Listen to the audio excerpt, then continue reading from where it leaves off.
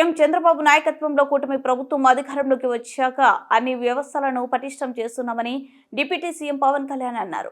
ఆయన నాయకత్వానికి మనస్ఫూర్తిగా కృతజ్ఞతలు తెలిపారు. కర్నూలు జిల్లా పొడిచెర్లలో పంట కుంట నిర్మాణానికి పవన్ భూమి పూజ చేశారు.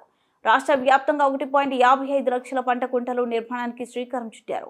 ఈ సందర్భంగా మాట్లాడుతూ బలమైన అనుభవజ్ఞులైన సీఎం ఉండబట్టే పల్లె పండుగ విజయవంతమైందన్నారు. గెలుపులోనే మనసులను లెక్కించడం, కష్ట సమయంలోనూ ఎలా ఉన్నారనే చూస్తాం. కష్ట సమయంలో బలంగా నిలబడినందుకే విజయం సాధించాం. ఈ విజయం రాష్ట్ర ప్రజలు, యువత, మహిళలకు దక్కుతుంది. కర్నూలు జిల్లాలో 75 కోట్లతో 117 కిలోమీటర్ల సీసీ రోడ్డు నిర్మాణం చేశాం. జాతీయ ఉపాధి హామీ పథకంలో భాగంగా 98% రోడ్ల నిర్మాణం పూర్తయింది. మనకి రాయలసీమ నేల నీటికి చాలా ఇబ్బంది పడేది. వస్తే భారీ వర్షం వస్తే కానీ నిల్వ చేసుకునే సౌకర్యం లేదు. మనకి ఈ నిల్వ చేసుకునే సౌకర్యం మీరు ఊహించండి. 1,55,000 నీటి కుంటలు, 1,55,000 నీటి కుంటలు కానీ మనం ఈ రోజున మన టార్గెట్. ఇది ఒకటే టార్గెట్ పెట్టాను. నేను మే నెలలోపు అయిపోవాలని చెప్పి నేను శశిభూషణ్ గారికి కానీ మన కృష్ణతేజ గారికి అని చెప్పిన మే లోపు అయిపోవాలి. ఎందుకంటే వర్షాలు రాగానే నీటి కుంటలు నిండాలి. అంటే 1,55,000 పాండ్లు కనుక నీటి కుంటలు కనుక నిండితే మనకి ప్రకాశం బ్యారేజ్లో 3 టీఎంసీలు నీళ్లు. అలాంటిది మనకి 1,55,000 పాండ్లు నీటి కుంటలు కనుక నిండితే 1 టీఎంసీ వచ్చేస్తుంది.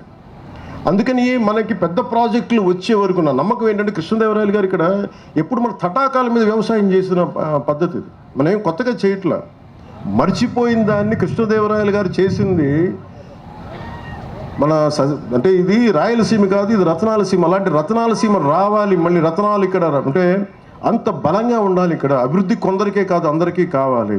అందుకే ఎకరం 30 సెంట్లు ఉన్న రాజన్న గారికి కూడా ఇది ఎందుకు పెట్టామంటే ఇది ఆయన బాగుండాలి. కేవలం 30-40 ఎకరాలు ఇంకా పైవాళ్ళు పెద్దోళ్ళు కాకుండా అందరూ బాగుండాలనే ఉద్దేశంతో ఈ ఫామ్ పాండ్ దీంట్లో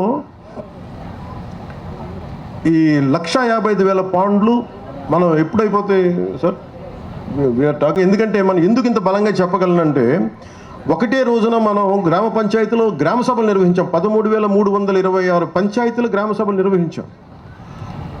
నిర్వహించగలిగామంటే మనకి సత్తా ఉంది, పనిచేసే అధికార యంత్రాంగం ఉంది. కానీ వాళ్ళకి పని చెప్పడానికి దిశానిర్దేశం చేసే ఏ స్వార్థం లేని వ్యక్తులు కావాలి.